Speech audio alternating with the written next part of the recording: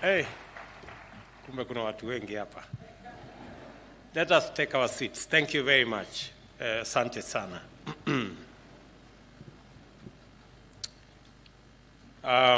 Mr. Deputy President, Prime Cabinet Secretary, Ministers present, Permanent Secretaries or Principal Secretaries, Heads of parastatals, public servants, the good people, our interns this morning.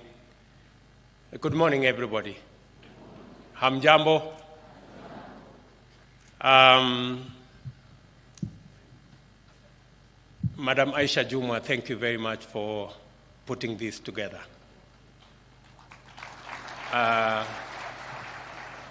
When I see Aisha, she is a great inspiration to many people.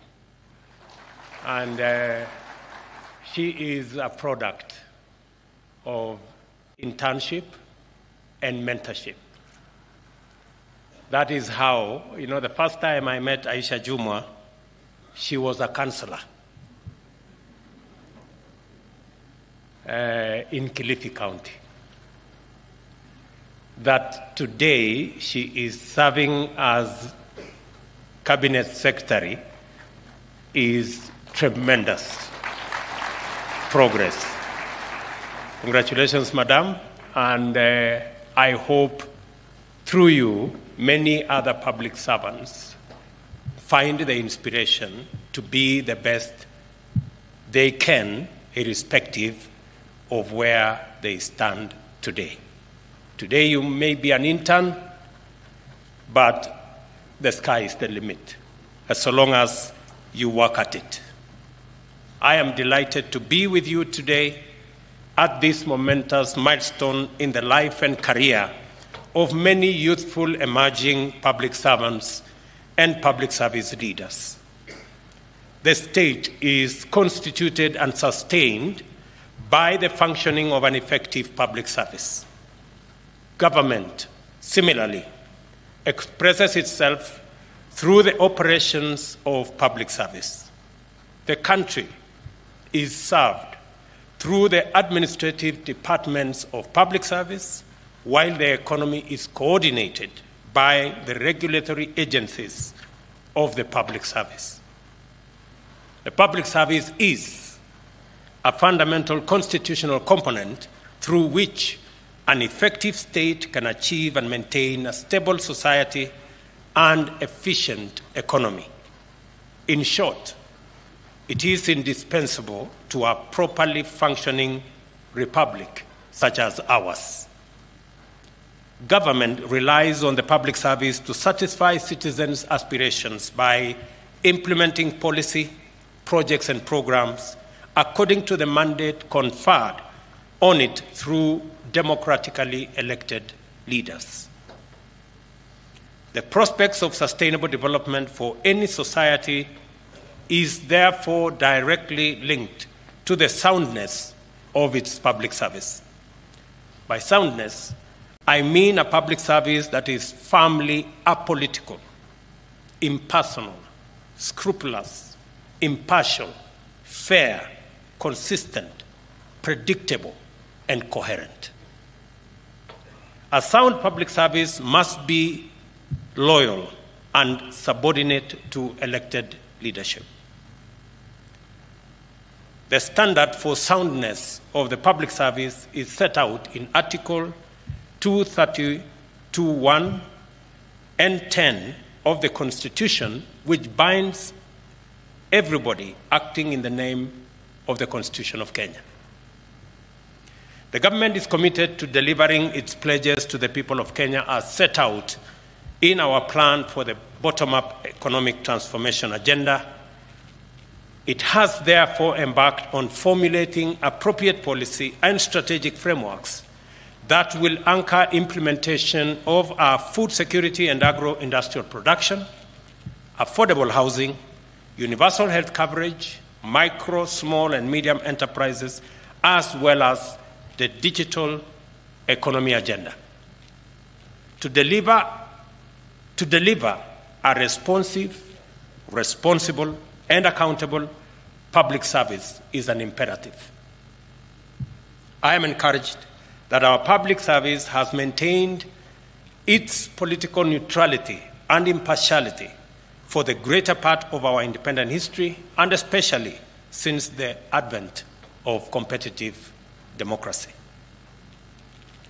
In the world of globalization, digital governance, online enterprise, a fit-for-purpose public service is going to look and must be different. This inevitable and undeniable fact calls on us to quickly undertake changes that will enable the public service to adapt effectively and deliver to the highest standard even in changing times. I am confident that our public service is perfectly capable of this historic feat, and that, as a result, our nation will never have to suffer disruptions and distortions of teething problems and difficult transitions. We are serving the public at a time of daunting challenges. We are tasked with accelerating economic growth and recovery, ensuring equitable access to opportunity and wealth creation, and also leading our collective adaptation to a ferocious climate situation. We are counting on you to help us deliver the transformation required to overcome these challenges. If we are to deliver on the transformational agenda, we must begin by transforming our public service to make it more responsive to the needs of all our citizens. To place us firmly on this path, the Government of Kenya will adequately facilitate the Public Service Commission to put in place a fit-for-purpose public service. We envisage and expect a service that exhibits high levels of productivity, good governance, patriotism, commitment, diligence, honesty, and excellent performance. I have heard you, Chair, and the Commission on your request on what we need to do to make resources available for the better training, the better preparation of the public service so that they can deliver on their constitutional mandate. And I like the suggestion that you have said we can cut down on the mandazis and entertainment so that we can provide more money for training and mentorship. I wish the Minister for Finance was here so that he can do the needful. I quite agree with the proposition that this cohort of interns and those already in public service have benefited immensely from this program. I listened to you, Chairman, and you said it is the first time the head of state is coming for the public service statutory function as you do your report. I did not come here by default or for lack of something to do. I came here intentionally and deliberately because we have an agenda on account of the public service, and especially those who are climbing the ladder from the bottom. The agenda of internship is an agenda I believe in very strongly. There are many things we learn in school, there are many things we learn in college, but there are many more things we learn by mentorship and by internship. I am a great believer in internship and mentorship because I have seen the benefits and the value of mentoring others, providing an opportunity for others to learn. I have had the privilege to mentor many politicians. I have had the privilege to provide internship for many people in the political space. And part of any success, whether in public service, whether in business, whether in politics, is to be able to mentor others to be as good, if not better, than yourself. And I hope those of us who have the privilege to serve as leaders, either in business or in public service or in politics, that we consider mentoring others, providing internship for others to learn from us, and that we can pass on the baton. And I like what I heard Aisha say, that part of the success of leadership is to be able to arrange a succession plan. Do not sit in an office, do not occupy a position as though you are going to be there forever. It is important for all of us who have the privilege to serve that one day we will not be able to serve in the positions that we have, and you will be the better, you will be the richer if you can mentor others into those positions, if we can create a mechanism for others to learn from us, so that continuously, as a country, as a leadership, we are getting better. We can only become better, we can only get better as a nation if we learn from those who've been, so that we can improve those who will be. The question that keeps coming is, when somebody gets to 60, they begin to say, oh, you know, I have not arranged a succession plan. I need another 2 years extension so that I can do this and I can do the other. I mean, if you have reached retirement age and you have not done what you should have done, it cannot be an excuse. You just need to pack your small bags, move on, so that the others can also move up. And it is our policy decision that we respect our elders, and those who have served and have reached retirement age should not be bothered for a day longer with any other responsibility, but to give way to those who are graduating into those positions.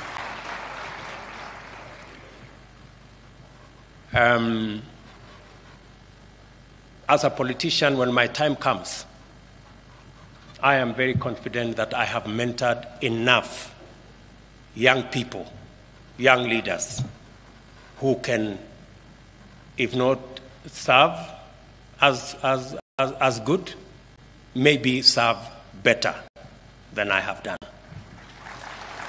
And I think that that should be the case for any public servant. Our strategy to transform the public service is centered on performance management and productivity. The ultimate measure of performance in public service is citizen satisfaction. Accordingly, the Government of Kenya will introduce a robust and integrated performance management architecture, and it will provide standardized tools for measuring service delivery across the public service, including state corporations and public universities. This will cut across both levels of government at the national and the county level. A review of the performance management framework in public service has revealed a number of constraints: misaligned institutional arrangements, inadequate policy, and to some extent, legislative and technical capacity limitations. Addressing these challenges requires a coordinated effort through a whole-of-government approach. Subsequently, the Prime Cabinet Secretary's office will work closely with the public service and the ministry concerned to bring together key agencies in government with a view to revamping, re-institutionalizing, and driving a citizen-centric performance management system. The new strategy will seek to entrench a renewed public service performance culture. It will also seek to promote innovation and, crucially, secure the services of the best minds in our country by rewarding public servants who serve with distinction. We will also revitalize the Public Service Week and the Public Service Excellence Award, among other initiatives. Allow me to turn to my favorite part of this audience, the young people gathered here today. And we have two groups. The 3,902 interns joining the public service as the fifth cohort, the public service internship program, and the first cohort of the Public Service Emerging Leaders Fellowship. These two programs are undeniable success stories and underscore the government's commitment to strengthen and nurture strong leadership within the public service. And let me put this in context.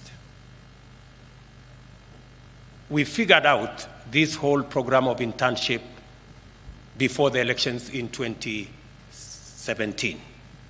And it was our intention to have a whole of government, a whole of country program where graduates from our institutions of higher learning can have at least 1 year transition as interns in their areas of expertise in the various areas.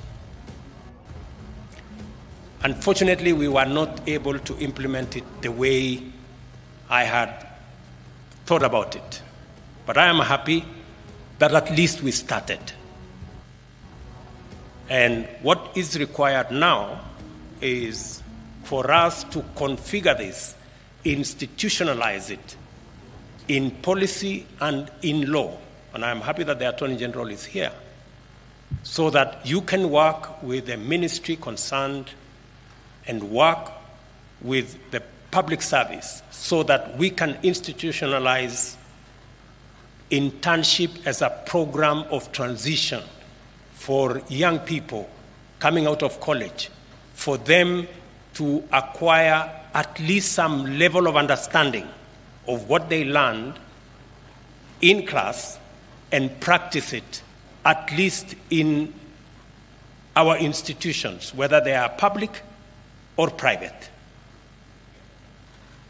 I want to announce that the first step, and that's why I agree with you, Mr. Chairman, is that we have today 3,900 interns. The next intake, next year, I will suggest that we start with 20,000 next intake. Because I am told those who applied were 31,000 and only 3,900 got an opportunity, not to get a job, but to just have a feel of what government, public service, what the field looks like. And I think more young people should be afforded an opportunity to be an intern.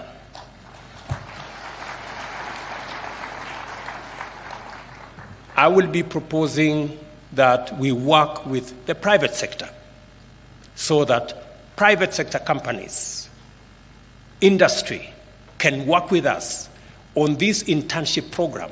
And we are going to provide tax incentives for industries and private sector companies that will partner with us to afford an internship opportunity for the many young people graduating from our institution of higher learning, so that we can not only provide a transition for them, but we can also give them an opportunity to practice what they have learned in class, and for them to have a feel of what working in these offices looks like.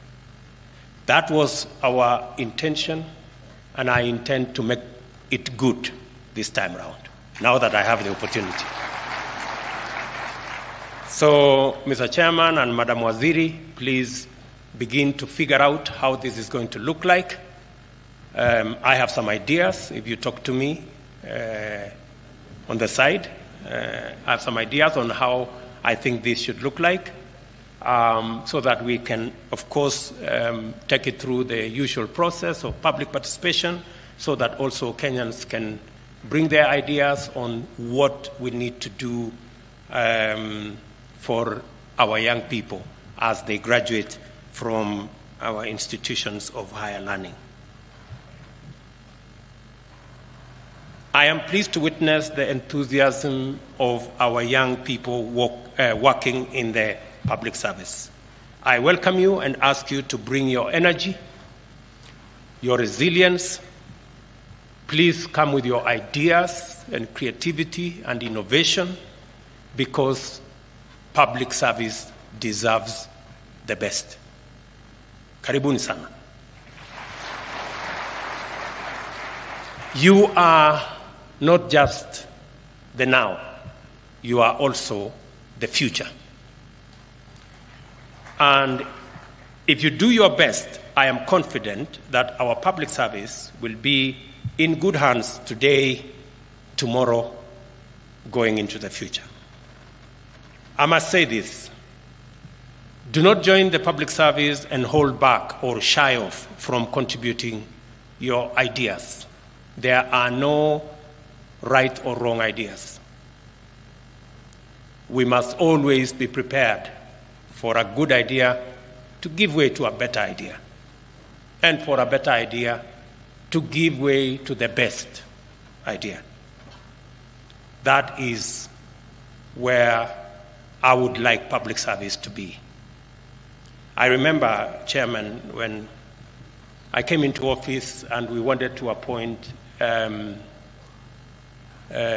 CASs, and the public service brought to my attention that the court had problems with what the CAS, how the CASs had been appointed earlier. And I, after consultations, I told the chair and the public service, all I need is honest advice.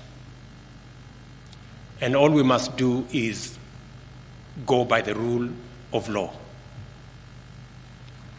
And we had to redo the whole architecture because it was the advice of a professional public service.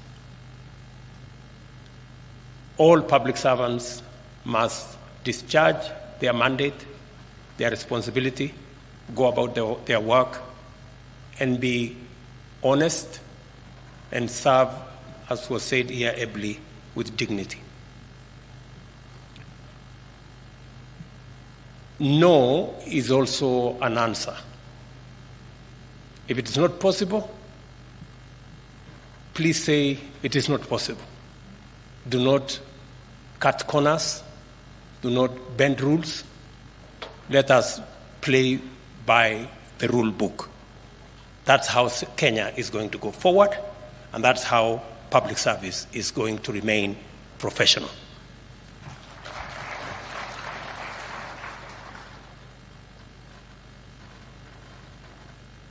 As you join the public service, you must do so to add value, to bring something new to the ecosystem where you will be working from. We expect ideas, we expect excellence, and we expect innovation and creativity. I want to congratulate the 51 fellows in the Emerging Leadership Fellowship Program. I understand you are now at the tail end of your training, which focused on public leadership, development, and inculcation of public service ethos. I am confident that you have adequately benefited from the many professional development opportunities that the program has offered you. And I want to reiterate that I am sure you are what I want to reiterate what I am sure you are aware of. We have high expectations of you, and we expect you to take up and deliver exceptional results in leadership capabilities across the public service. We expect this because we are confident you now understand the immense value of good leadership and strong values to any organization and to any society. When you return to your various departments, share the knowledge you have acquired with your colleagues and mentor others to be like you or even better. I challenge you to set a new leadership example and standard in government.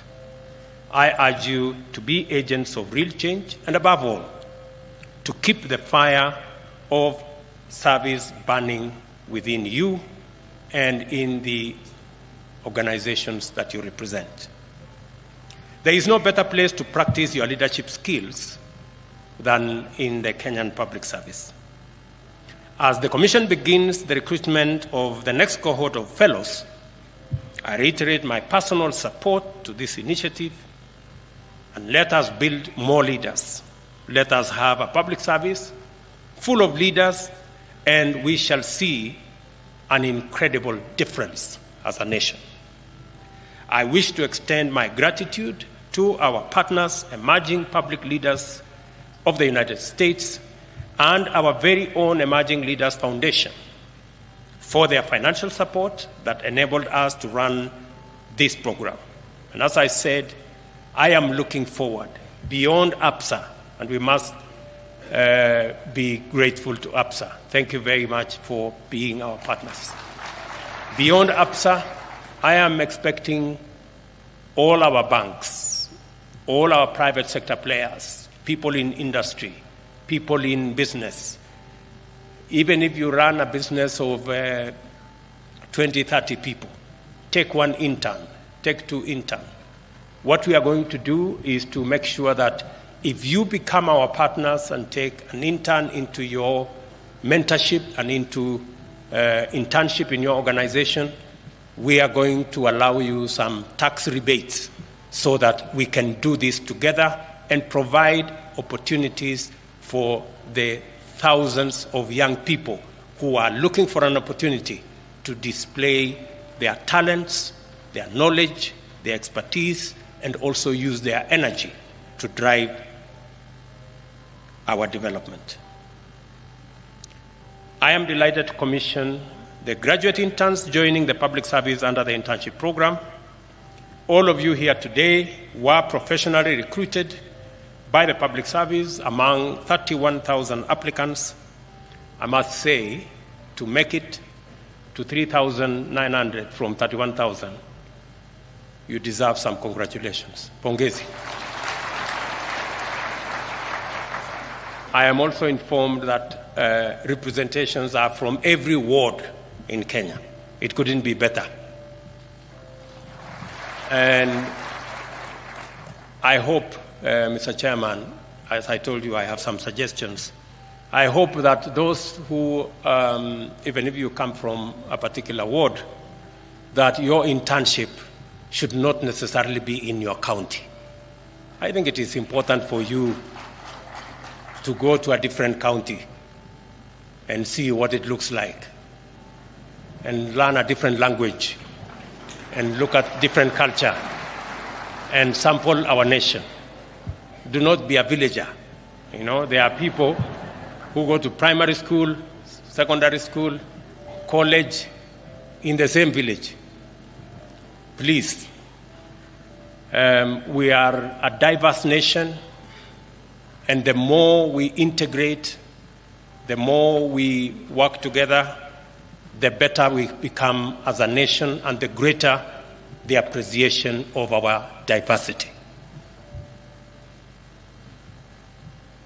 This means that all of you, the 3,900, are special. All of you have something that can help us move the country forward. I am very confident about that. And I want to commend the Commission for ensuring that the interns reflect the face of Kenya by distributing all the available slots and ensuring also that persons living with disability and all genders are adequately represented. Again, Mr. Chairman, since these are very few opportunities, I hope next time, and since it is within your power, we can make this admission to internship 50-50 when it comes to gender, so that we can take this forward. Now, in its fifth cycle, the internship program has benefited more than 16,500 young graduates and continue to grow in popularity and reach. The program has injected vigor and energy into the public service through the creativity and ingenuity of youthful graduate interns. The length and breadth of Kenya has felt the impact of this program. The public service needs you and all of us. We have hopes in you. After your internship, you will be interested, hopefully, in a career in the public service. At the individual level, the internship program gives you an opportunity to gain work experience, develop interpersonal skills, build self-confidence, and enhance your chances of employment. I think the Deputy Governor of Murang'a is one such example. It is encouraging to note that over 10% of the interns who have previously been on the program have progressed to full-time employment in public service institutions. Owing to its success, the government will continue to support the growth of the program, and as I have said, the next intake will be 20,000 interns, and I look forward to working not just with all the parastatals, but all in the spectrum of both public and private. I hope private companies, good people in the private sector will take up this opportunity to work with us to provide internship to these young people of Kenya so that they can become better servants of Kenya, whether they work in the public or the private sector. Much as we would wish to absorb all of you after the internship, we acknowledge that the government does not have enough openings for all of you. However, the government will continue to implement policies that promote investment and job creation by the private sector, as we were doing yesterday. Yesterday, with working with the American government and the American Chamber of Commerce, I think we have opened up opportunities in our special economic zones, in our export promotion zones, in our pharmaceutical sector, for us to access not just jobs for our young people, but to also access commodities, foreign exchange, taxes, and grow our economy. However, I am happy also and pleased to note that the public service has plans to develop a framework for partnership with private sector organizations in this program. That's my recommendation, Mr. Chairman and Waziri, so that we can bring all the assets that we have, both public and private, to support this exercise. We will also anchor the program in law to ensure its institutionalization and sustainability by amending the Public Service Commission Act, and accordingly, the Attorney General will liaise with the Commission and Parliament to expedite appropriate legislative amendments of the laws to provide for this program going into the future. Allow me to make a few remarks about the 2021-2022 report on status of compliance of values and principles in Articles 10 and 232 of the Constitution that the Commission has presented to me this morning. I note that the survey covered 477 public institutions out of 525, representing a response rate of 91%. The head of public service is directed to write to those who did not respond to explain to us which government they serve. While this is an improvement from the previous year, anything short of 100% response is not only unacceptable, it is not right.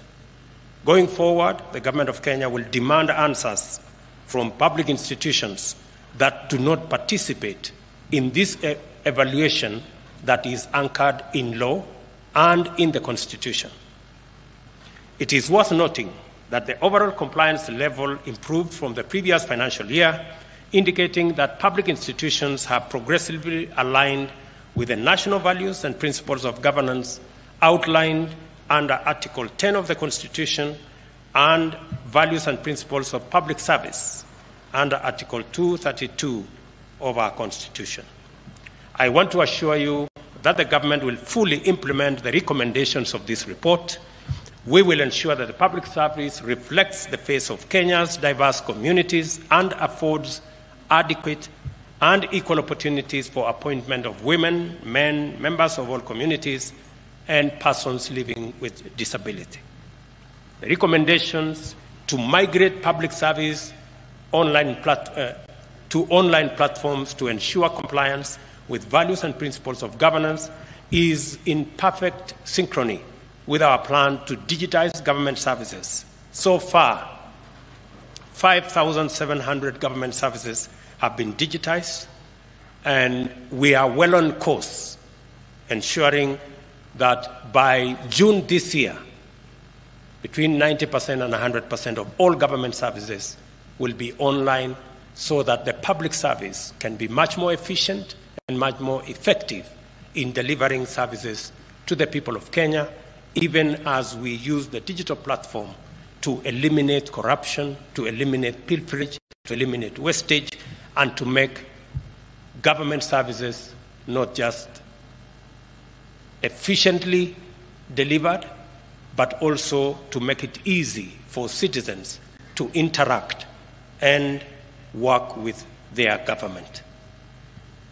The recommendations will be, as I have said, completed, and this exercise will be done by June to allow Kenyans to access services without unnecessary bureaucracy. The digital transformation era that we live in demands smart solutions. Now more than ever, we need our smartest and most innovative men and women to drive public service, secure our country, grow our economy, and promote social inclusion.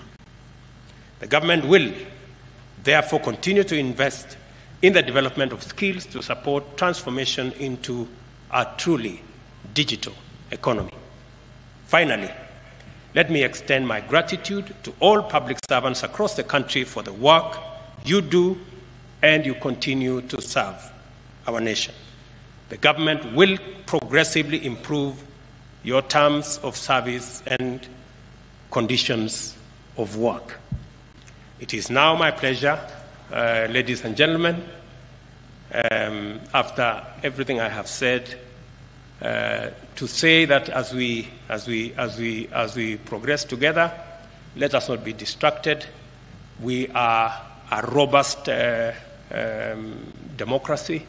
We believe in the rule of law, and it is my contention that the Constitution, even as it provided for us to have divergent opinions, and we should, In fact, something would be very wrong with us if we agreed on everything all the time. Having competing ideas, having divergent opinion is part of what we celebrate as a democracy, and we must celebrate our diversity in ideas as well. But it is my position